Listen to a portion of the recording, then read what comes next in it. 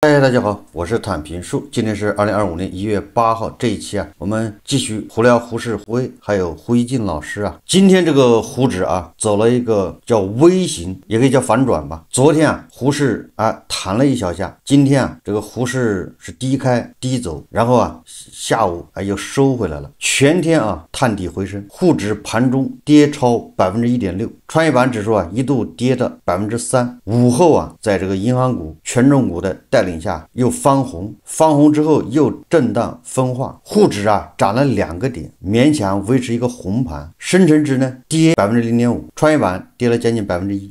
为什么这个三市差别这么大？就是因为沪指它有银行股金融股，说明这个国家队出力了，而且今天的成交也比昨天放量了，是1.26万亿，比昨天多了2600亿，当然主力资金还是流出200亿3400家是下跌的，也就是今天沪指这个微起来纯粹是银行股、金融股、国家队恐怕是得到了某些受益积极护盘的结果。老股民都知道这个所谓的单针探底这并不存在，只有仙人指路也就是这个长下影线指向哪里，未来的几个交易日一定会到的今天盘中已经创出了所谓的这个本轮反弹就本轮这个闪电牛的回调的低点。我看有很多散户很多金融消费者认为这个稳住了，实际上从这图形可以看出来大家去看一看，快的话本周内就会见到新的低点，而且今天的盘面已经给出了答案，就只有国家队还在出力，游资、散户金融消费者都在用脚投票。趁着昨天这个微盘股反弹，今天很多都在跑路这个是明智之举这是聪明的做法，对吧？再也不上当了，老乡别走，对吧？你一定要理解成老乡快跑。当然了，今天下午这个微字走势也不排除有什么小作文出来，这谁也不知道我记得昨天还是前天有小作文各种小道消息说这个监管部门给这个机构窗口知道什么呢？就是你这个基金你今天可以卖，但是你今天必须得买，也就是你今天净卖出或者净买入这个一加一减你今天你是必须要买的，就是你今天买了1个亿，你可以卖1个亿，你卖了1个亿，你就得买回1个亿，就是保持你今天是买入，也就是说就是通俗点就不让这个基金减仓。当然这都是小作文这说什么窗口指导，既然是窗口指导，你就是记者去打电话去问外媒打电话到交易所去问，人家也不会承认，这叫窗口指导，就是不留痕。当然这都是小作文谁也不知道真假。我在想如果真不让基金减仓的话，那人家要赎回怎么办呢？这个现实也做不到如果说你基金不让人赎回，那不就爆雷了吗？所以就是小作文不靠谱。这个昨天这个北京商报评论，对吧，让造谣的人要付出代价，严惩造谣的。今天这个第一财经也评论说小作文纷飞，扰乱市场秩序，不造不传不信，共建透明信息环境。2025年开年，一张仅有2段对话的截图在股市引起巨大关注。截图称，监管部门指导上市公司1月15号之前释放全部利空，还言之凿凿称保险公司大额赎回公募基金。这条无主题、无来源、无核实的3无小作文在1月2日下午被广泛传播，不少投资者看到该消息第一反应是减仓避险，然后才是核实求证，进而做出重新买入或进一步卖出的决策。然而普通投资者要核实这样一条3无消息并不容易，好在盘后证监会紧急发布答记者问，明确回应这些信息都是谣言，该消息的传播链条才算被彻底打断。实际上关于这个说这个交易所指导上市公司释放全部利空，这个你如果在体制内待过，或者你跟类似的这种机构打过交道，或者是比如你在上市公司证券部门、什么投资者什么公共关系部或者是董秘这些地方干过，你都懂，这是不可能的。只有窗口指导，窗口指导上市公司这个可能也比较低。只是说让上市公司在1月15号之前把利空全部释放，这个显然是就是不懂这个交易所不懂上市公司怎么运作的人编出来的一个赤裸裸的谣言。也就是上市公司根本就不知道我后面还有什么利空，你说我的利空无非就是我这业绩不好，今年要亏损，那我是不是1月15号之前赶紧把这个业绩快报发出来，说我今年巨亏，你顶多是这个还有什么利空对吧？你能知道的利空就是业绩，因为2024年已经结束了嘛，对吧？这公司今年的经营业绩到底怎么样，这上市公司是清楚的，这个是确定的。其他的你说后面面1月20号特朗普上台之前还会出现什么利空，谁知道啊？天灾人祸，对吧？你比如说这个不可抗力，谁知道啊？所以这个显然啊，这是编造的。但是啊，偏偏是这样的小作文才管用。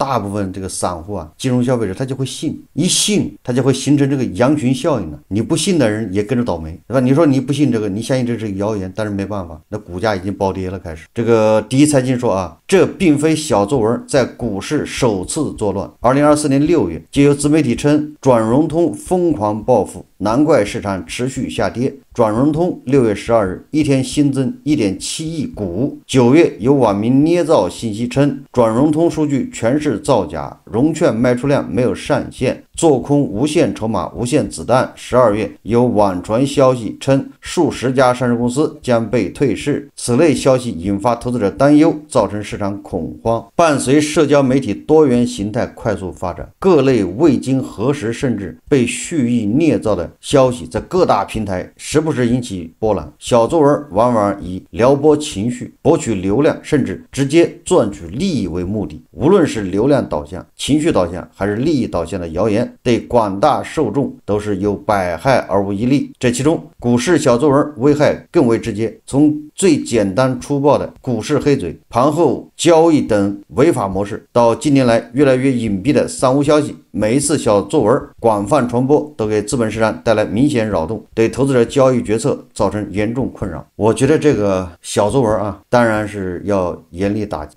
这个我昨天评论一样，但有的小作文你不敢打击啊，有的是彭博社什么外媒报道的，你还得打到国外去吗？人家把证据拿出来吓死你。这是第一个啊。第二个就是那很多小作文让股市莫名其妙上涨，那这个要不要管？你这说的是谣言导致这个股价大跌啊，这个要管。那你谣言导致股价暴涨，要不要管？你要不管，那不就是双标了吗？我觉得最主要啊，为什么这些一言假的东西能够在这个社交媒体上传播，然后影响这么广泛，这么多人相信，这才是问题。也就是你这散户投资者太多啊，这些人根本就教育不过来，这些都是乌合之众啊。如果你这样的以散户为主，那你这个谣言就不会断绝，对吧？你把这个谣言给灭了，那出来别的谣言，因为这些散户他就需要谣言，对吧？他散户跟谣言跟小作文他们正好是一对儿，谁也离不开谁，是共生关系啊。所以你光把这个传谣的给抓了，那会有出来新的造谣传谣的，因为需求存在啊。所以我觉得要根治这些小作文谣言，你只能从这个中小投资者入手，从土壤入手，让没有辨别甄别能力的人离开这个市场。你看这个小作文又来了啊，这个是新浪证券报道啊，说汇丰预计2025年 A 股将上涨，沪指年底目标3800点。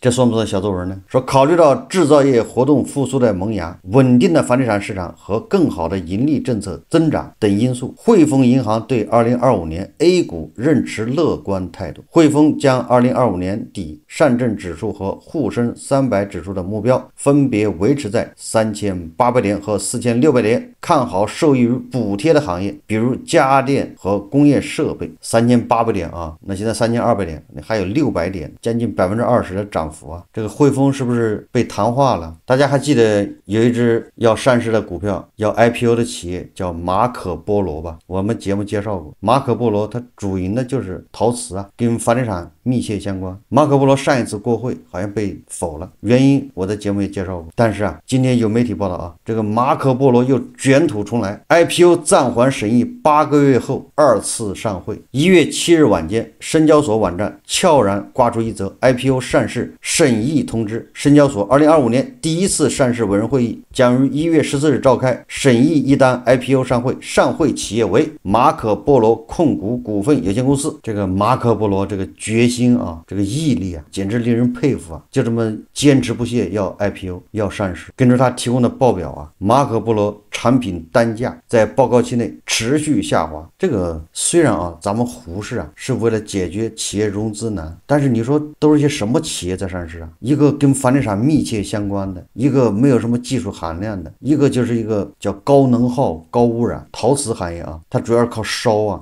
这能源的要求比较大，一烧对吧，那就是污染。然后呢，陶瓷它各种破碎、粉尘，甚至各种气体，就是高能耗、高污染。完了之后，它主要用在房地产上面，现在房地产也不行了，就这么一个企业，锲而不舍的要上市。大家想想为什么？就是如果你能盈利，那你就赚钱不就好了吗？你上市融资干什么呢？你要干什么？如果你这企业年年盈利，你股东赚钱不就行了吗？给股东分钱，你不要带着这些小散户赚钱。美股为什么走10年长牛啊？人家是7朵金花，都是科技股，而且利润非常丰厚。你不是上市的企业，一上市就是最高点，然后就开始业绩下滑。你想想这个马可波罗，他上市之后，他的业绩能好得了吗？这房地产也好不了，他这业绩能好得了吗？陶瓷行业内卷加剧啊，很多企业的关门关闭，对吧？它又不是什么高科技行业，又不是什么芯片，什么人工智能，什么算力，对吧？一个夕阳行业这么锲而不舍的上市，原因很简单，就是利益巨大。因为很多企业它设立之初就是奔着上市来的，上市就好套现，套现就好财富自由，然后这公司就是大家的，这里面有多少利益啊？这种企业啊，如果在美股上市，在纳斯达克上市没关系，因为它是注册制，是投资者拿脚投票，你都不买，对吧？它上市也没用。但是咱们这是审核制啊，对吧？虽然有注册制，注册也是审核，审核就造成资源稀缺，就是筹码少。然后你审核的这些金融消费者他也不懂，他就相信你村里面审核了，那肯定是好股票啊，买呀。为什么说胡适好不了？一边啊，这5000多家上市公司里面还大量的害群之马还没有清出去，垃圾股还没有清掉，一方面又是往里塞垃圾股，明知它未来2-3年、3-5年恐怕就是垃圾股，还要把它让它上市，为什么呢？就是中间利益巨大，牵扯方方面面利益，每个股票后面，每一个企业后面都住着一个神仙呢。这个今天就有案例了啊，我们老是说啊，对吧？经常这么说，虽然大家都懂，但是毕竟没有实际例子。今天给大家说个例子，你看这又是央视的防腐这个系列片呢，对吧？不是咱们编造的。这个央视报道啊，说原辽宁省长、原江西政协主席唐一军，我记得他以前不是司法部的，我可能记得不太对啊，好像是司法部吧，但也可能记错了，应该是当过司法部部长。就是唐一军呢，腐败迟至宁波任上，说宁波一家地产企业找到唐一军的老婆宣敏杰和宣的公司合作开发一个房产项目，然后这个唐一军的老婆宣敏杰不需要投1分钱，只需要唐一军打招呼，拿到建设用地指标。恐怕有很多人不知道啊，各个地方用地指标啊是叫一支笔。什么叫一支笔呢？就是不管你下面开会怎么决定，你什么班子会议啊，什么什么常务会议啊，最终是要书记一支笔签字，只要涉及到土地都是这样。你看看啊，只需要唐一军打招呼，拿到建设用地指标，事成后宣敏杰公司已退出项目，股权对价套现500万元。你看，也就是打个招呼，500万到手，这个钱来的多容易啊！老婆宣敏杰成了台前的财神，公司越开越多，实控投资的就高达34家，大都是通过获取原始股上市收益，躺着赚钱。看见没有？原始股上市收益，比如2012年到2017年这5年里面啊，一家科技企业将宣敏杰控制的一家小公司并购吸收，并购后宣敏杰持有了该公司450万股原始股。你看看啊，这个操作啊也非常这个隐蔽啊，就是宣敏杰先控制一家小公司，非常小的科技公司，不管干啥的，注册资本恐怕也就100万，然后有3-5个人在里面假装工作啊。好，然后我这个科技公司是要上市的，我假装我看中这公司了，我要收购它，把它一收购，但是我不给他钱，我给他这是我这公司的股份，之后合并，然后那这个宣敏杰就吃了我这公司的股份，原始股，吃原始股干什么呢？那肯定得干活啊。好了，然后由这个唐一军呢背后大手一挥，这家科技企业在上市中取得政府确认函、企业传属确认等等，就是在这个政府需要签字的不是一路绿灯。为什么？因为这里面有自己的利益啊！大家知道啊，一上市就翻10倍，这最起码。所以你看啊，成功上市后，宣敏杰的450万原始股收益达4000多万。这家科技公司是哪家公司啊？为什么不报道啊？对吧？这就是问题所在。这家公司应该让它退市啊！我想啊，这个万一发生在万恶的美的的话，那这公司肯定是干不下去啊！还怎么能容忍它在胡适呢？连名字都不敢提啊！央视报道都不提名字。这个就大家知道，每一个上市公司后面都有个神仙，要不然你能上市，要不然这么大好处能给你，这就是胡适的底色。这个唐一军倒台之前，村长有权利管他吗？级别够吗？管得着吗？敢管吗？关于这个谭云军的腐败啊，大家可以看央视新闻纪录片，就反腐纪录片呢，这里咱就不放了，自己去看一看怎么运作的。所以大家就知道为什么这个马可波罗，对吧？这死乞白赖的要上市，这架势不上市不行的，全国人民欠他一个上市。我们再看啊，这个胡锡进老师啊，这两天恐怕因为这个胡适走的不理想，胡锡进老师这个牵连啊，又收到了这个胡适的这个锤击啊，暴锤，所以又恢复了一点点人性。他今天居然批评一个大 V， 鼓吹战争，美化战争。胡锡进说啊，有大 V 借评论一个视频美化战争，老胡昨夜发文批评之。你看看胡锡进自己不惜的吧，到处画红线，要跟美帝开一战。胡锡进主张也要多这个部署啊，或者多这个储备核弹。这都是胡锡进的言论呢。让胡锡进到处画红线，不惜击落美帝的飞机，对吧？也就是胡锡进老师，有的时候他也不惜要跟美帝一战，但这个时候你看他又开始批评啊这些好战主义分子。所以你看胡锡进老师摇摆，他这个摇摆完全取决于他这个在胡适里面收益情况。被胡适打击的厉害了，他就变成爱好和平；如果在胡适里面小赚了一笔，他马上就好战。胡锡进说这两天啊，一段乌克兰战场上激烈肉搏后，乌军士兵临死前与杀死他的俄军士兵相互致意的视频在国际互联网上流传，感人至深。这个视频很多人恐怕都看了，但是我没有看啊。我知道这个事，就是一个雅库特人呢跟乌克兰士兵两个人近身肉搏，好像这个乌克兰人受伤啊，然后就这么一个视频啊，然后最后乌克兰的士兵说你是个伟大的战士，然后说让我自己死啊，然后那个乌克兰士兵就自杀，大概这么一个视频。我没有看，但我知道很多人疯传这样的视频，实际上这个是战争中最血腥最残忍的部分。一将功成万骨枯啊，可怜无定河边骨。战争啊应该像霸王那样，对吧？让发动战争的人先走，这叫文明。实际上我们中国啊老祖宗啊过去也是这样，不是说也是这样，至少是曾经梦想或者理想就是这样。两军交战啊，对吧？双方的大将出来先单挑，这虽然是小说这么描写啊，真正的战争不这样。那至少说明我们心中是这样的，就是老百姓啊心中想象的战争就应该双方大将出来单挑，对吧？这个关羽温酒斩华雄，人还没反应过来，一刀把他砍成两半。那虽然你是头啊，对吧？你看一刀把他砍成两半，然后对方就败了就跑了，至少表达了一种战争的观念，就是你打仗啊，别让这些小兵做无谓的牺牲，对吧？你们这些头啊先干。这就是我们中国人古人的这种战争观念呢。人家小霸王把它运用的炉火纯青，对吧？让那个黎巴嫩的真主党那些骨干分子，对吧？腰子都扎坏了，那都是精准袭击啊，真正的做到了战争，对吧？让老百姓走开。这胡锡进老师说啊，他说很多评论从不同角度感叹战争的残酷和素不相识普通人之间的你死我活的悲哀，他们都是正常人性的回顾。但是老胡也看到一篇格调迥异的评论，作者用这种视频对俄乌战争做了离奇的美化，将之视为对这两名士兵和双方很多士兵精神的救赎，认为有这样一场战争，并让他们有机会死在战争中，比死在不堪的和平中更有吸引力的事情。那个大 V 的文章我也看了一遍，确实啊，典型的这种精神不正常，歇斯底里，狂妄。他认为老百姓这么就这么像狗一样的活着没什么意思，你还不如在战场上这个创造辉煌，创造属于自己的时刻。他说你是愿意浑浑噩噩蝇营狗苟不三不四一辈子，做一个一无是处的失败者，酒蒙子，被父母教训，给老婆嫌弃，被孩子鄙夷，还是愿意带着鲜花和掌声回到家乡，病死在床榻上，穷死在街头，醉死在风雪中，和名字刻在烈士陵园里，你选哪个？他说对于雄性动物来说，搏斗和厮杀是本能，干这些比卑躬屈膝当社畜不三不四当边缘人容易多了。双方阵营里有大量的人不是为了什么理想信念主义参战，他们就是活腻了，字面上意义腻了。所以从这个字里行间就可以看出这个人他是一个社会的边缘人物啊，就是一个失败者，就那些小粉小红妄想着通过战争改变自己命运，就这个意思啊。我觉得这些人他都比不上那些黄俄跑到俄罗斯去把自己名字一签，合同一签，在那儿加入战斗，还比不上那些人，因为人家是真身体力行跑去干，他喜欢打仗，那你去吧，谁也管不了他。这些在后面煽动的人是最坏的，自己胆儿小不敢去，然后在那儿敲键盘煽动别人上，对吧？你这么活着有什么意思啊？他怎么不问问他自己活着有什么意思啊？他怎么自己不去啊？所以胡锡进老师对这篇文章